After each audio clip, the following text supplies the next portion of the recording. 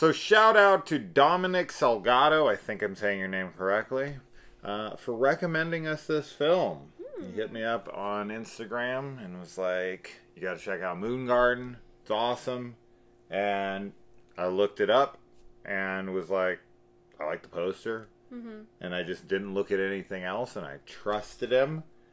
And I rented this on Voodoo for $5. Good old Voodoo. And man, was I happy I did. Yes. This is definitely going to be the film for me. And I mean, I'm totally fine with something beating it, but this is going to be like Deadstream was last year for me, where this thing came out of absolutely nowhere. Yeah.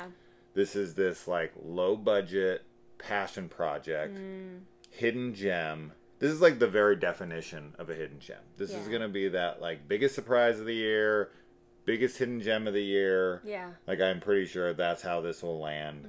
This reminds me of when I watched The Evil Within for the first time. And I was like, why is no one talking about this film? This is like so unique. This is a horror fantasy told from the perspective of a little girl who falls into a coma.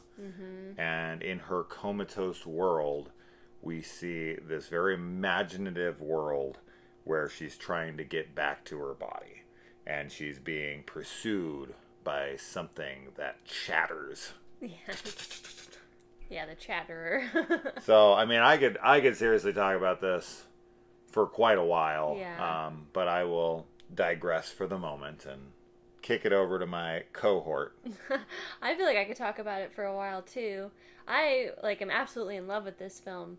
I think that it's so creative, so heartfelt, so beautiful and haunting and scary, and I was super into it the entire time we were watching it. I guess the main thing that I'll say is that the little girl's performance is like really incredible. I thought she was super adorable, and I think she did such a wonderful job with her part. I'm not really sure how old she is, but she's pretty young. She's probably like, what, 6? Yeah, she's got to be like 6, at most 5 or 6 is what it feels like. I mean, she's just I'm fantastic. not 100%. I'm just going off the put two and two together kind of thing. But the writer-director of this is Ryan Stephen Harris, and her name is Havenly Harris. Okay, so it's got to be his daughter. I was definitely wondering if there was like or a at least family relation in of there. some sort. Yeah. The Evil Within is a good comparison for the film as far as like the feel, the nightmarish quality, but also I had a lot of David Lynch vibes as well. Mirror Mask, you said. Mirror Mask, it kind of reminds me of, just in how creative the world is. It's just really neat. There's a lot of very like innovative tricks for the low budget of the film.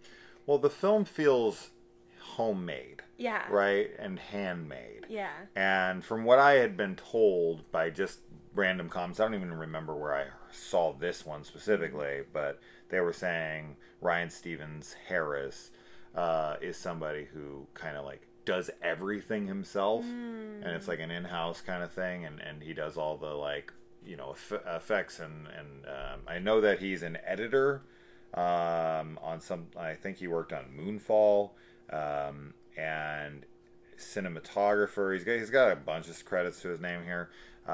But if he really did do like set designs and special effects, because even though there isn't any like, well, I shouldn't say any, but there's very limited like claymation. This definitely has that feel to it in certain effects where it's done like stop motion animation. Yeah.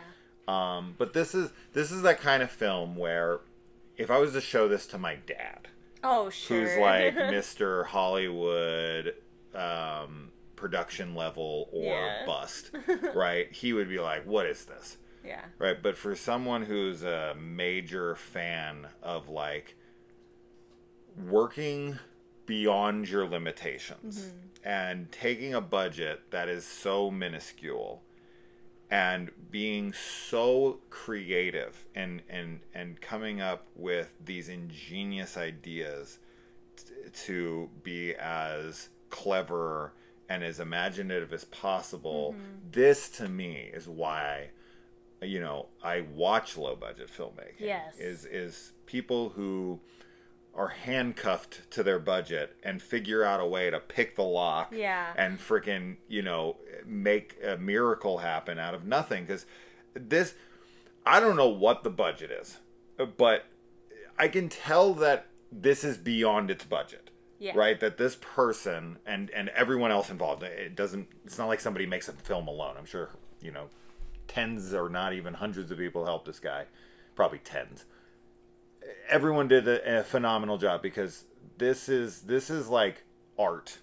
Yeah, this is as close to art as I can get for me. Like, because you don't have everything at your disposal, you really have to become that artist who is like, it's like the freaking drummer from Def Leppard or something. Like, you lose an arm and you're like, I'm gonna fucking just figure it out. Yeah. I'm gonna be one of the best drummers ever, even with one arm. That's what this feels like to me. It's like that there's limitations just holding you back at every turn, and you being like, no, I'm still gonna make the raddest film, no excuses. Right. I'm gonna come up with the coolest shit, and I'm gonna do my goddamnedest, and fucking A, did they achieve it.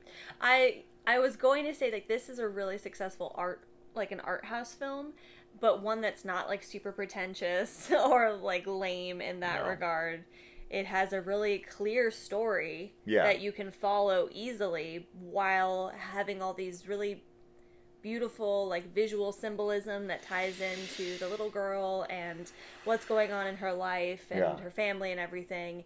And I think it's really incredible. I was really blown away by the film, and I definitely see it making, like, my top 10 of the year, because I just think it's easily so amazing. And we were talking about how we just don't get a lot of horror fantasy, and this is such a perfect blending of both. It really feels like you are in the mind of a child, and that is one of the real successes of the film, I think. Because there's plenty of, like, I guess I was kind of thinking of, like, Skinamarink, where we're supposed to be in a childhood state. This is Skinamarink, but for us, I know some people love that movie, but like this is everything I would want Skinamarink to be. And that's what I was thinking. I'm like, it really makes me feel like I'm a kid again, and like all of the horrors and like daydreams and all kinds of stuff. It just really brought that to life, and it did it in such a wonderful, wonderful way. Yeah, I mean, it reminds me of a bunch of different movies in how it's presented, like Jean-Pierre Junot's The City of Lost Children. Is that the name of that movie? It's been so long since I watched that. The City of Lost Children, or like Dark City or something, where it's just like this very rich fantasy world. Most recently, they had like that Blood Machines movie that was on Shudder, or even like Mad God. I got Mad God vibes, where you just get this very fantasy world. It even kind of reminded me of stuff in Hellraiser Judgment. Sure, but it's like it's so visually stunning and interesting and unique. Yes. And it is like, it's not super traditional storytelling, but the storytelling is still very, like I was saying earlier, very straightforward, which I appreciated, because I do think that there's interpretations to be found in the film. It's not just like cut and dry, like start, finish. Yeah. But it has this clear beginning and middle and end that you can just kind of go along with, and I think, how it makes you feel and what you're what you respond to in the film obviously leads you to different interpretations, but yeah, it looked so cool. There's so many different like little places that we go, and they all look different, and there's different characters and creatures and whatever that we interact with. Yeah, almost like a Jim Henson movie. Yeah, that's the other thing. Yeah. It has that kind of a vibe, like Dark Crystal, Labyrinth. Yeah. Definitely Labyrinth is a really good, because it is this, like a child journeying through a strange world. Yeah. And she's so small. She's so young and little. and I just wanted to protect her the whole time. I just wanted her to be safe, and it just, I think you get attached to her so quickly, which is not necessarily a hard thing to do, because most people are going to be attached to a kid, you know, and want to protect them, but I just really was in love with her little performance, and she has such expressive eyes, and anyway, I was really obsessed with her throughout it, but... Yeah, she's wonderful. And of course, as we all know, putting a child as a lead in a horror film can be a very, very risky endeavor. But it pays off in dividends here, right? Like, I think that something else, I think you probably would guess this from what we've talked about, but the film is very, very fantasy driven. And so it has this dream quality to it the entire time. And while the plot is straightforward, it's really more of like the visuals and the emotions that drive the film. Yeah. You're really there to just feel the film. Yeah. This is a vibes movie, as Patrick H. Willems would talk about in one of his most recent videos. This is like a vibes movie. The plot, while it very much complements the film, and it is beautiful and tragic, what I really am invested in here is just the raw emotion of it, that you're connected to through the character, and the visuals, everything about the world. It's like, man, I could spend so much more time here, and you know, give this guy whatever money he needs for his next movie, and really let him be as inventive as possible, unless that will limit him. Some people, they get too much money, and it somehow, you know, like they don't have to be as creative, or something happens where it's like now they have all these resources. Yeah, it's like their creativity somehow gets lessened by that. I don't know why that is. It just happens to some people. Maybe because they're working with there's too many cooks in the kitchen kind of thing. Producers are breathing down their neck. They get a whole bunch of people on set that they're like, they look up to, or they're nervous, and they're like relinquishing some of the duties to other people, and just kind of letting their vision slip away. I mean, there's a lot more pressure. There can definitely be a multitude of different factors here, but whatever is within his comfort level of working with, I hope to see films of his in the future. You know, I do too. The problem with The Evil Within, obviously, is that the director of that movie made that thing for like 10 years and then died before it was even finished. And so we'll never see another film from him, which is a goddamn shame. And and with that one, it's like, I don't think we'd ever get another Evil Within, even if he survived, because it was like the manic, drug-induced kind of thing, and it's like, I don't think you could duplicate that again, because he would be dead. Yeah, just from the process of it. What I really love about this film, and something like The Evil Within and other things, like the surrealism of these like human experiences that are really hard to explain with words.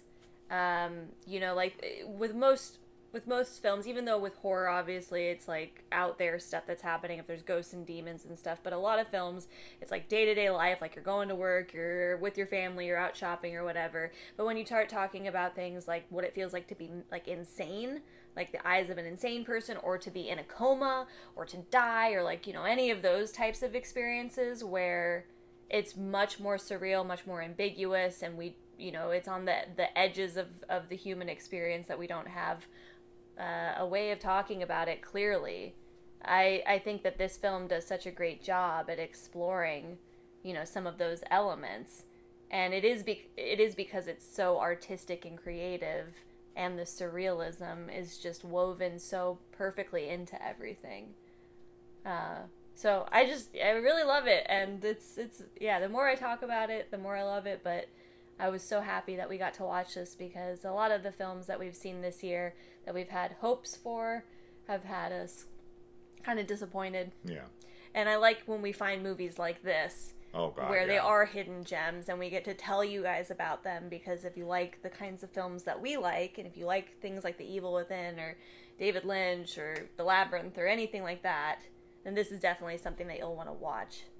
I mean, I could seriously sit here and liken it to, 50 other films, because it's just that, like, fantasy setting with, like, a kid or somebody, like, working their way through a world that makes no sense, right? And it has its own fantasy rules, like an Alice in Wonderland or something. Sure, very Alice in Wonderland. So definitely those vibes. The other film I could easily liken this to as well, of course, would be The Lovely Bones. Just that, like, fantasy world that's beyond the veil, and the experience of our main character going through that world as she's, like, getting glimpses of the real world through the, like, whatever lens she can get her eye in. So yeah, this is just so my kind of film. Yeah, mine too. This is, like, why I watch movies, is to find films like this. They come around once, maybe twice a year, and you just get so excited when you find them because they feel special. They feel like something that you want to just rush out and tell people about, but you know that this is only for, like, a very specific kind of select group of people, right? This is an acquired taste kind of movie because it is low budget, and because it doesn't follow some kind of traditional narrative, and it doesn't have this, like, really intense plot driven thing or anything. You just gotta really just sit back and enjoy the world that these people so meticulously created for you through blood, sweat, and tears, and just pure imaginative creativity, ingenuity, and a stroke of genius, in my opinion. Yes, a beautiful definitely. movie. Absolutely worth your $5, and will be worth whatever price the Blu-ray is in the future when I buy those. Yeah, 100%. Yeah, because did I mention Ink? I don't think I ever even brought that up. Oh yeah, reminds me of Ink. I was gonna go on, like, this whole tangent, or L.O., that film, or, like, any of those movies that have just this, I don't know. I'm not going to reiterate myself again. These movies get me so excited. Anytime I watch any of the movies that I just mentioned, especially, like, the lower budgeted ones, I don't know. It reinvigorates my excitement for film, because this is just such an obvious passion project, but by such a talented person who brought such talented people along with them. And there's another thing also. I think this is also what makes it feel more special, is that you're bringing new talent to the world, right? This isn't like when I go see a movie with Brad Pitt or Leonardo DiCaprio or Ryan Gosling or Jake Gyllenhaal or, freaking whoever.